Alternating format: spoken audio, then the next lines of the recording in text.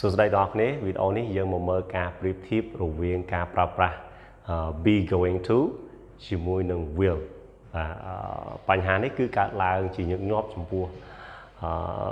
សិស្សានុសិស្សដែលជាពិសេសហ្នឹងគឺគាត់រៀននៅថ្នាក់ត្រឹម element ឬក៏ pre intermediate បាទឥឡូវយើងទៅមើលបងប្អូនតើការប្រើប្រាស់ will ហើយនឹង be going to វាខុសគ្នារបៀបម៉េចអូខេក្នុងនេះគឺខ្ញុំបានបែងចែក going to ផ្សេងហើយនឹង will ផ្សេងអូខេអញ្ចឹងជាទូទៅការប្រើប្រាស់ហ្នឹងគឺវាមានពីរសំខាន់ទី1តកតងទៅនឹង decision ទី2គឺតកតងទៅនឹង prediction គឺការសម្រេចចិត្តហើយនឹងការទស្សន៍ទាយអញ្ចឹង be going to ហ្នឹងក៏និយាយអំពីការសម្រេចចិត្តហើយនឹងការទស្សន៍ទាយហើយ will ហ្នឹងក៏និយាយអំពី decision ហើយនឹង prediction ដែរអញ្ចឹងទី1ខ្ញុំនិយាយអំពី be going to អូខេwe use be going to talk about the decision,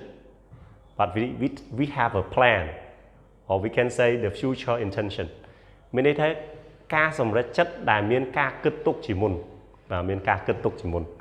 បាទអញ្ចឹងការសម្រេចចិត្តហ្នឹងគឺគេមានកម្រងរួចទៅហើយបាទហើយវាជាអនាគតដែលបានគិតទុកជាមុនយើងយល់ហើយពាក្យថាគិតទុកជាមុនបាទគេមិនកំណត់ថារយៈពេលប្រហែលម៉ោងបើគេហៅថាការគិតទុកជាមុនឬក៏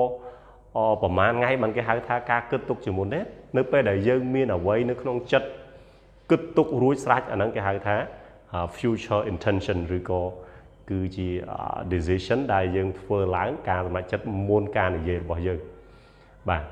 អាហ្នឹងគេហៅថាការសម្រេចចិត្តដោយមានគម្រោងច្បាស់លាស់ឬក៏ជាអ្វីដែលយើងបានគិតទុកជាមុនអញ្ចឹងនៅពេលដែលយើងនិយាយថា I am going to stay with my family this weekend មានន័យថាយើងបានគិតទុកជាមុនថានៅចុងសប្តាហ៍ហ្នឹងខ្ញុំនឹងនៅជាមួយនឹងក្រុមគ្រួសាររបស់ខ្ញុំអត់ទៅណាទេនេះគឺជាអ្វីដែលបានគិតទុកជាមុនហើយជាមូលហេតុហ្នឹងហើយដែលយើងត្រូវប្រើ going to so I am going to stay with my family this weekend ជាងការសម្រេចចិត្តដែលបានគិតទុកជាមុនជា future intention បំណងប្រាថ្នាទៅអនាគតយើងគិតទុកហើយ Okay, one more example is David is going to do homework with me tonight. David គាត់នឹងមកធ្វើកិច្ចការផ្ទះជាមួយខ្ញុំនៅយប់ហ្នឹងអញ្ចឹងមានន័យថាខ្ញុំហើយនឹង David ហ្នឹងបានគិតគ្នារួចហើយថាយប់ហ្នឹងយើងនាំគ្នាទៅធ្វើកិច្ចការផ្ទះជាមួយនឹងគ្នា Okay, នេះគឺជា future intention ឬក៏ future plan គឺការរៀបគម្រោងទុកជាមុនអញ្ចឹងយើងប្រើ going to អ្វីយើងមក will វិញមិន will decision ដូចគ្នាប៉ុន្តែ no plan គឺជា decision at the time of speaking at the moment of speaking គឺជាការសម្រេចចិត្តមួយដែលធ្វើឡើងភ្លាមភ្លាមមិនបានរៀបចំទុកជាមុនមិនបានគិតទុកជាមុនទេព្រឹត្តិការណ៍ហ្នឹងគឺកើតឡើងភ្លាមហើយសម្រេចចិត្តភ្លាមតែម្ដងឧទាហរណ៍អានេះមានជា conversation គឺ A គេនិយាយថា Joe is going to have birthday party on Sunday ណា Joe គាត់នឹងរៀបចំពិធីខួបកំណើតជប់លៀងខួបកំណើតនៅថ្ងៃសៅរ៍នៅថ្ងៃអាទិត្យអញ្ចឹង B គាត់ឮយ៉ាងភ្លាមគាត់ថាអូមែនអី Oh really I'll get her something as a gift អូខេអញ្ចឹងគាត់ឮថា Joe ធ្វើខួបកំណើតភ្លាមគាត់ក៏មានការគិតភ្លាមតែម្ដងសម្រាប់ចិត្តភ្លាមថាអូអញ្ចឹងបងអញ្ចឹងខ្ញុំនឹងត្រូវរកទិញអីធ្វើជាអំណោយខួបកំណើតដល់โยហ្នឹងអញ្ចឹងការសម្រេចចិត្តបែបហ្នឹងគឺមិនមែនជាការសម្រេចចិត្តដែលធ្វើទុកជាមុនទេបាទគឺគាត់អត់ដឹងថាគេធ្វើខួបកំណើតហ្នឹងស្រាប់តែគេប្រាប់ទៅគាត់ភ្ញាក់គាត់ថាអូអញ្ចឹងខ្ញុំត្រូវរកទិញអីឲ្យโยដើម្បីជាអំណោយក្នុងខួបកំណើតអញ្ចឹងកន្លែងនេះគឺកិច្ចសន្ទនាហ្នឹងគឺ Joe is going to have a birthday party on Sunday. Oh, really? I'll get her something as a gift. Okay. ឧទាហរណ៍មួយទៀតគេថា A គេថាម៉េច I need some water. បាទអញ្ចឹងមនុស្សម្នាក់គាត់និយាយថាខ្ញុំត្រូវការទឹកបាទខ្ញុំត្រូវការទឹកអញ្ចឹងដល់ពេល B គាត់ឮអញ្ចឹងគាត់សម្រេចចិត្តភ្លាមតែម្ដងអាហ្នឹងគេហៅថាការសម្រេចចិត្តភ្លាមក្នុងពេលដែលនិយាយហ្នឹងគាត់តែគេនិយាយថា I need some water. B គាត់ថា I'll get it for you អញ្ចឹងខ្ញុំនឹងទៅរកទឹកហ្នឹងមកឲ្យខ្ញុំនឹងទៅយកទឹកហ្នឹងមកឲ្យអញ្ចឹងការសម្រេចចិត្តហ្នឹងគឺភ្លាមនៅពេលដែលយើងបានឮអ្វីដែលគេនិយាយធម្មតាបើយើងនិយាយអំពីការសម្រេចចិត្តវាតែងតែមុនការនិយាយហី យើងអាចនិយាយថាសម្រាប់ចិត្តកំពុងតែនិយាយទេប៉ុន្តែគេប្រើពាក្យហ្នឹងដើម្បីឲ្យដឹងថាអាការសម្រាប់ចិត្តហើយនឹងការនឹងនិយាយហ្នឹងជាមួយគ្នាអញ្ចឹង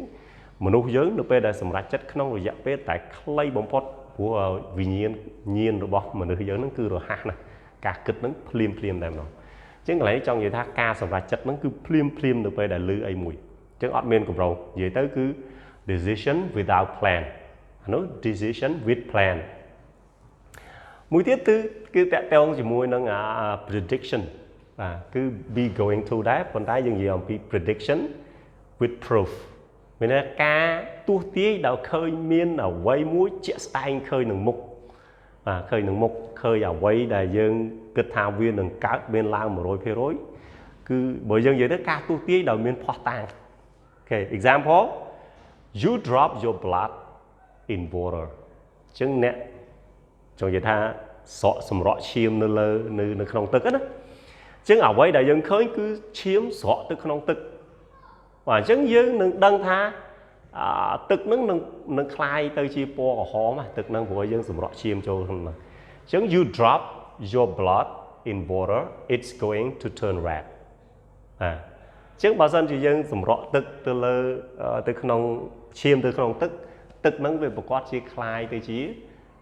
ពណ៌ក្រហមហើយហ្នឹងយើងឃើញជាក់ស្ដែងថាឈាមហ្នឹងវាធ្លាក់ចូលទៅក្នុងកែវទឹកហ្នឹងហើយទឹកហ្នឹងនឹងប្រែคล้ายទៅជាពណ៌ក្រហមបាទនេះគឺជាការទស្សន៍ទាយដោយមានភ័ស្តុតាង Okay one more example is the rain is coming បាទភ្លៀងកំពុងតែធ្លាក់ you run home without umbrella អញ្ចឹងអ្នករត់ទៅផ្ទះដោយអត់មានឆ័ត្រទេអញ្ចឹងបើវាភ្លៀងហើយយើងរត់ទៅផ្ទះអត់មានឆ័ត្រទៀតអញ្ចឹងអ្វីដែលជាក់ស្ដែងអ្វីដែលយើងគិតថាវាប្រកប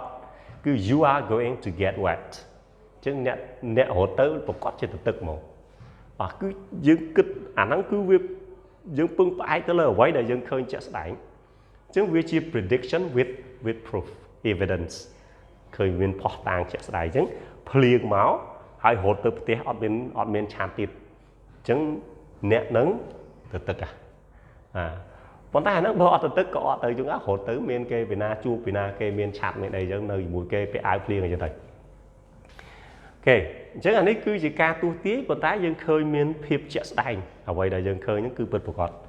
ដល់ពេល will វិញមិន will prediction ដែរប៉ុន្តែជា personal opinion ការទស្សន៍ទាយដែរប៉ុន្តែទស្សន៍ទាយដោយពឹងផ្អែកទៅលើគំនិតខ្លួនឯងទេអញ្ចឹងជាទូទៅនៅពេលដែលយើងឃើញប្រយោគបែបហ្នឹងច្រើនមានពាក្យថា I think I don't think in my opinion អីចឹងណាអញ្ចឹងគឺជាពាក្យមួយដែលគេប្រើដែលបង្ហាញអំពីគំនិតផ្ទាល់ខ្លួនរបស់គេទេមិនបានបង្ហាញអំពីភ័ស្តុតាងអីទេដូចជាក្នុងនេះគេនិយាយថា I'm sure John will give you some money អញ្ចឹងនៅពេលដែលយើងនិយាយរបៀបនេះគឺជាមតិគិតរបស់យើងការគិតរបស់យើងការទស្សន៍ទាយរបស់យើងថាខ្ញុំជឿជាក់ថា John នឹងឲ្យលុយអ្នកមួយចំនួនប៉ុន្តែមិនដឹងថាវាពិត 100% ឬក៏អត់បាទអញ្ចឹងគ្រាន់តែជាការគិតព្រោះគេប្រើពាក្យថា I'm sure យើងច្បាស់ប៉ុន្តែជាគំនិតផ្ទាល់ខ្លួនទេOkay, I don't think Sarah will get the job. She's not good at speaking English. ជាងកន្លែងនេះគេនិយាយថាខ្ញុំមិនគិតថាសារ៉ានឹងទទួលបានការងារហ្នឹងទេព្រោះអីសារ៉ាហ្នឹងគាត់អត់ប្រកែខាងនិយាយអង់គ្លេសទេវាក៏ជាគំនិតរបស់អ្នកនិយាយដូចគ្នាជាង I don't think ណាខ្ញុំមិនគិតថាអញ្ចឹងមានន័យថាជាគំនិតរបស់អ្នកនិយាយទេយើងការទស្សន៍ទាយនេះគឺបន្តជាយោបល់ផ្ទាល់ខ្លួនអញ្ចឹងវាអត់មានបានពឹងផ្អែកទៅលើអីទេបាទអញ្ចឹងនេះគឺជាភាពខុសគ្នារវាង be going to ហើយជាមួយនឹង will សង្ឃឹមថាអ្នកទាំងអស់គ្នានឹងបានយល់ច្បាស់អំពីការប្រើប្រាស់ពីភាពខុសគ្នារវាង be going to ជាមួយនឹង will អញ្ចឹងយើងជួបគ្នានៅវីដេអូក្រោយហើយកុំភ្លេចជួយចុច subscribe ទៅលើ channel របស់ខ្ញុំផងដើម្បីទទួលបាននៅវីដេអូថ្មីបន្តទៀត